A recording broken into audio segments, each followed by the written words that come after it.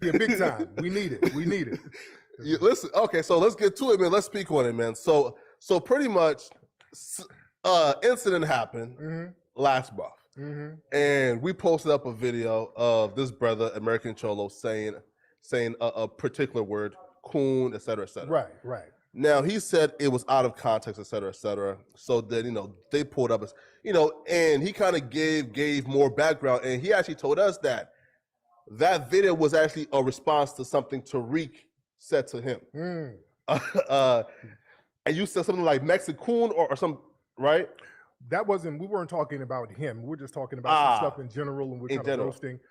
The bottom line is, dude, when you get caught being an anti-black racist, which he is, let's just be very clear, he is an anti-black racist.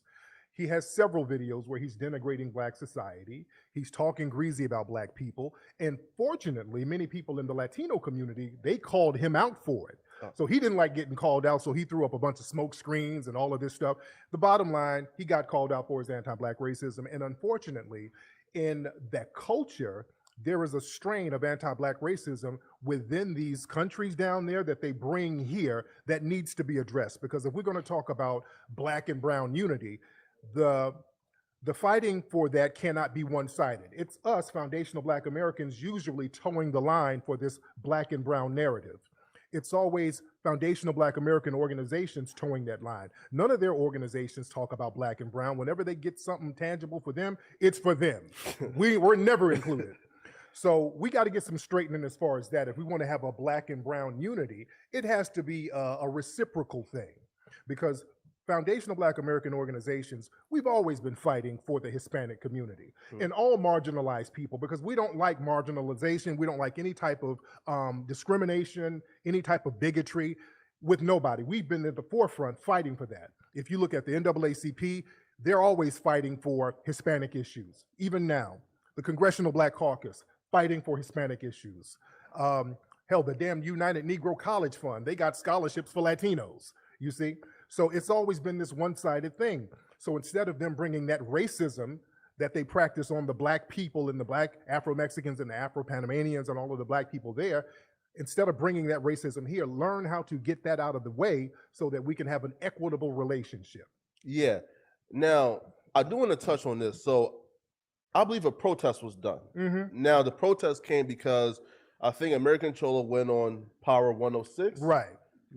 To, I guess, like confront Tiger about the Ikarama video. Now, we kind of like glossed over the Ikarama video in the last interview, but can you just give one, like when you watch that video, do you think, I guess, they have a right to be offended by the Ikarama video? And then speak on exactly like why that protest happened. Right. Now with the Ikarama video, only a few people kind of make noise about it, and the American Cholo dude made noise about it, because that was kind of a way for him to kind of throw a smoke screen up to disguise his own anti-black racism.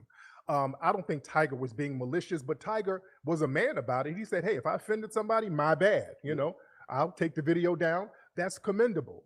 But don't have an anti-black racist up here talking about we shouldn't get reparations as black people and they shouldn't have a black national anthem playing at games. This guy's racism is way more vicious than that video where Tiger was just kind of lollygagging around. So that was the thing. People were looking at Power 106. How are you going to call somebody racist with another racist that you're sitting here holding hands with? So that's why Power 106 got called out. One of our sisters out here organized, Connie Collins, shout out to Connie Collins. She organized the protest and made the voices known. Yeah. And that's what it was. Yeah. Now, so the Power 106 protest, like that, like kind of, that was that, right? So like, is there something particular, like, again, it was her protest, not yours. It wasn't mine. Yeah. But I supported her. But it just wasn't mine. So they had other things going on. I think they had other issues with the hiring at the station, because hip hop culture is foundational black American culture. Let's be clear. We created hip hop, every single element of it exclusively. And when we look at the commercialization of hip hop now, especially in radio and other mediums, it's usually non-black people running everything, and black people get shut out of something that we created. So I think part of the conversation was like, okay, how are you going to have a hip hop station and ain't no black people working up here, like Nick Cannon, and they got rid of Big Boy. Shout out to Big Boy, that was my brother. Oh, is my brother.